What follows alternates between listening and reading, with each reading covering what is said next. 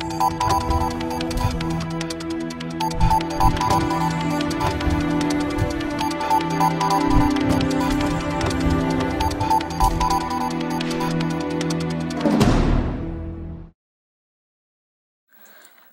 and welcome to NFL Experts. I'm Dave Kress along with Louie DB. Today we will be talking about some players in the combine that really need to either make an impact to prove their case, or people who have a lot to lose who could really affect them going through this combine. So Louie, start out. Who do you have? Just start us out with anyone you want. Who do you think needs to make an impact or something in the combine? Yes, and first and foremost, welcome back. We're returning as the NFL Experts. We took the year off. The regular season, so we're back for the off season, and I'm going to start off with obviously a guy that a lot of people are seeing as it could be a first overall pick, quarterback out of West Virginia, Geno Smith. To me, since he didn't show up at the Senior Bowl, he will. I'm pretty sure he'll be throwing. I heard both. I think somewhere that he wasn't, but they weren't sure. I think he is throwing. I'm pretty sure. Yeah, so he's gonna. That's really gonna show too. A lot of the scouts.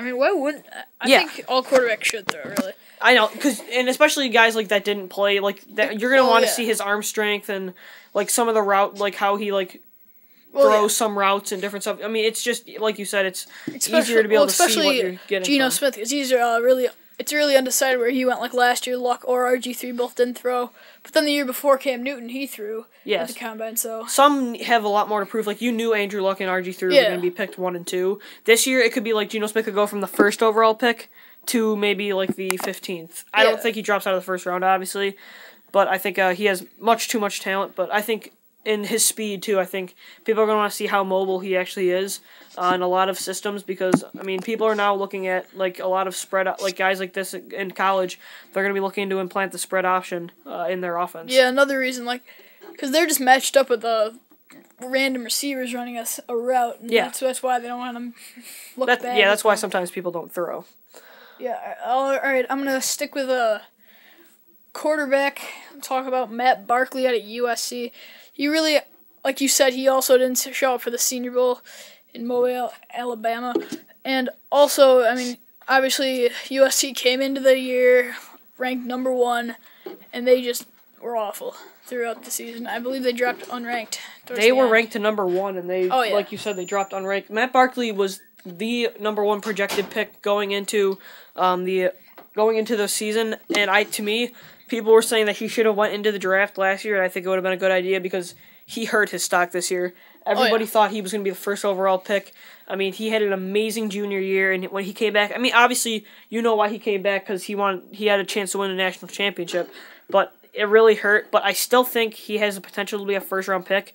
He's kind of reminding me of an Andy Dalton, where I think he's going to be picked in the second round, but he can give a team a spark that maybe over the top they just need one more position to get them over the top, and Barkley could be that. Barkley's he's got to prove that he is worth a high pick in the draft. Yeah.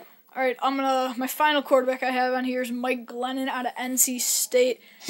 What are your thoughts on Glennon? I know you have him as well. Mike Glennon, to me, almost has the most to lose, because Mike Glennon, it's so unpredictable this year in the draft. Glennon could be really deciding here. If he has an impressive day at the combine, it could decide whether he drops like the second or third round. I don't think he'll drop in the third round. I think he has enough talent to stay in the second. Like you said, it's going to be super hard to talk about. To predict this draft, but I've seen him going 8th overall to my team, Buffalo Bills, and before at number 7, which I think he'd be a good fit in Arizona. But do you think Arizona can get him 39th overall pick in the second round? I don't. Maybe. Mike Mayock's mock draft. He has Glennon going 7th overall. I don't think the Cardinals take that. I think they might. He has the arm strength, but I don't know. His fundamentals just don't. His footwork is kind of sloppy, but I think they could get him in the second round. Honestly, I don't think they should take him in the first round, but I would not be surprised if you see him go top 10. To me, he's the 3rd best quarterback. Maybe. There might be a 4th if you like Nassib. Some teams like Nassib. I have Nassib 4, but we'll get into more in our quarterbacks edition. Yeah. Soon. He's got a great arm, so I wouldn't be surprised if he goes in the first round. But that's really all he has. That's the thing about Mike Glennon. He's like a John Skelton kind of. That's how people would. If I'm gonna compare him to a former really good quarterback, I would say kind of like a Drew Bledsoe. He's got a big arm, but he's just not mobile. Oh, yeah, and I think the new age of quarterbacks, I mean, you kind of need some legs. True. We'll see though. Yeah. All right. So now another guy. He was lights out all year, and then after this whole fake girlfriend dying thing and all, so Matt Taiteo out of Notre Dame. Honestly, with this, he throughout the whole year I was saying was going to be a top 5 pick. Yeah. He was reminding me of the next Ray Lewis. He really, I just think this whole hoax thing has hurt his stock.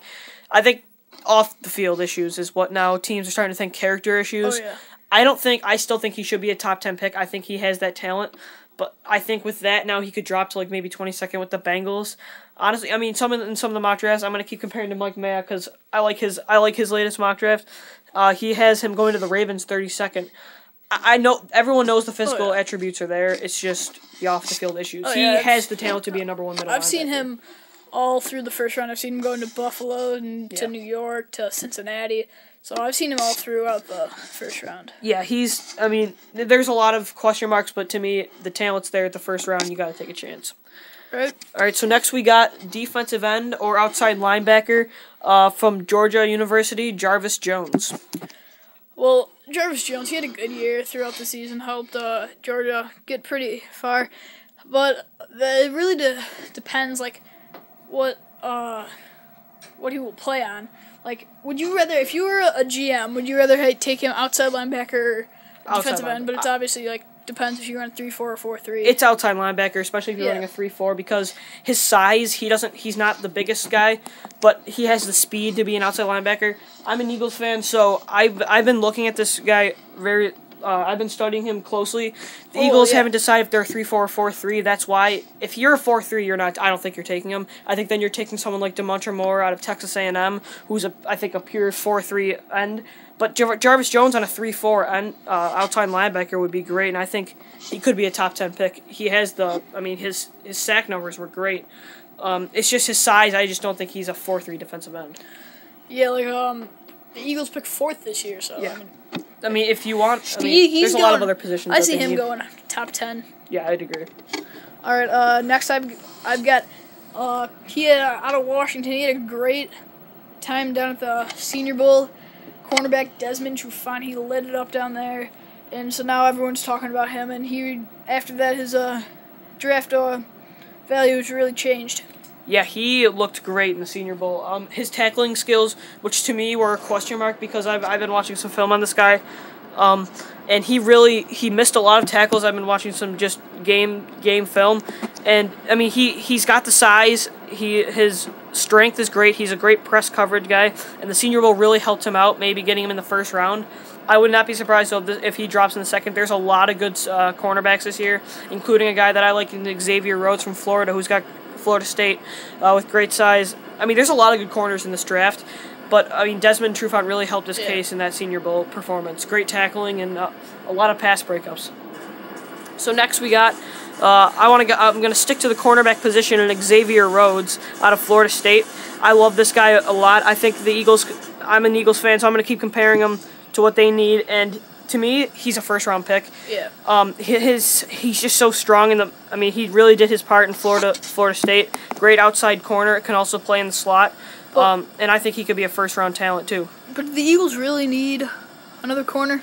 Nnamdi, there are rumors right now. DRC's a free agent, and the Eagles are, unless they're going to put the franchise tag, they're probably going to let him go. And Nnamdi's bound to make $15 million this year.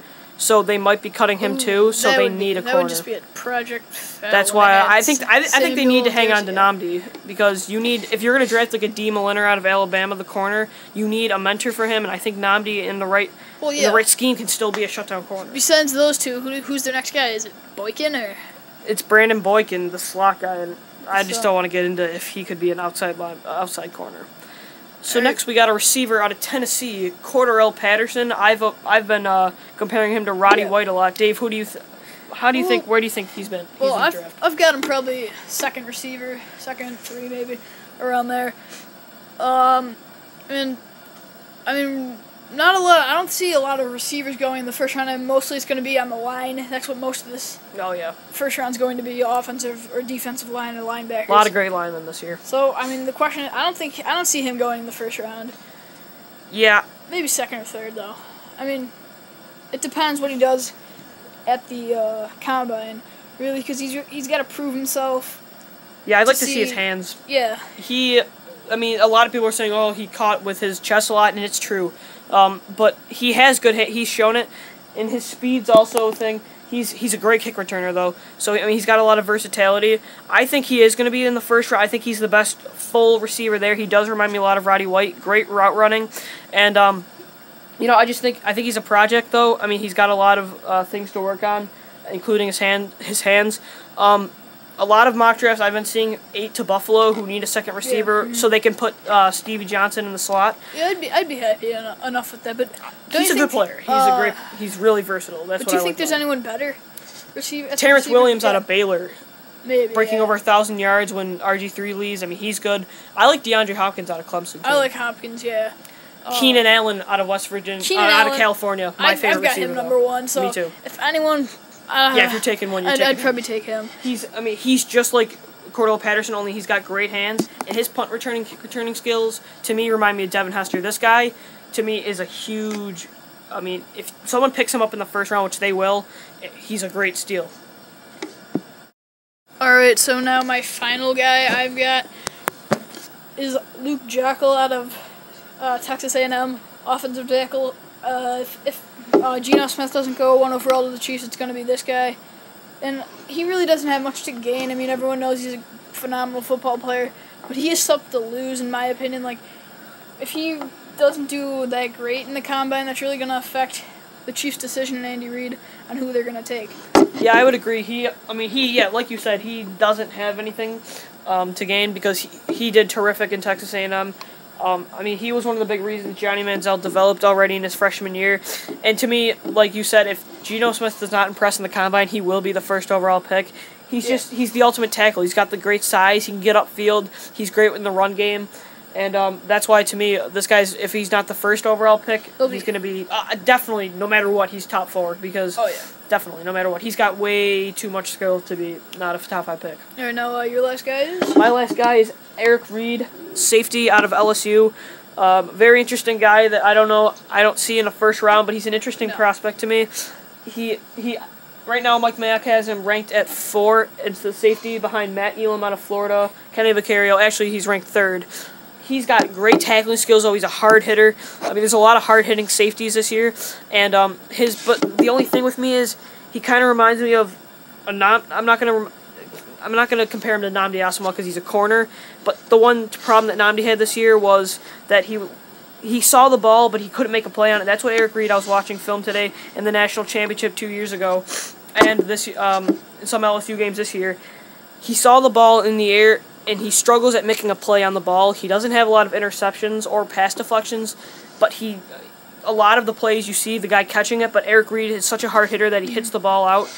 I mean, honestly, I think he's going to be a second-round pick, but if someone tries maybe like last year when the Vikings came back into the first round to get Harrison Smith, the safety out of Notre Dame, would not be surprised if someone does that maybe in like the 32nd pick or there's going to be the majority of the picks are going to be offensive line, defensive line, and but certain teams need like a position, like a couple teams need a good safety. Like maybe Lacey will go, and then some. Maybe I would think Eddie Lacy makes it. He reminds me a lot of Richardson. Mm-hmm. So that's. I mean, there's a lot of great talent in the combine. Hey, thanks for joining us here on NFL Experts. Make sure to tune us in next time with our top 10 quarterbacks in the NFL draft.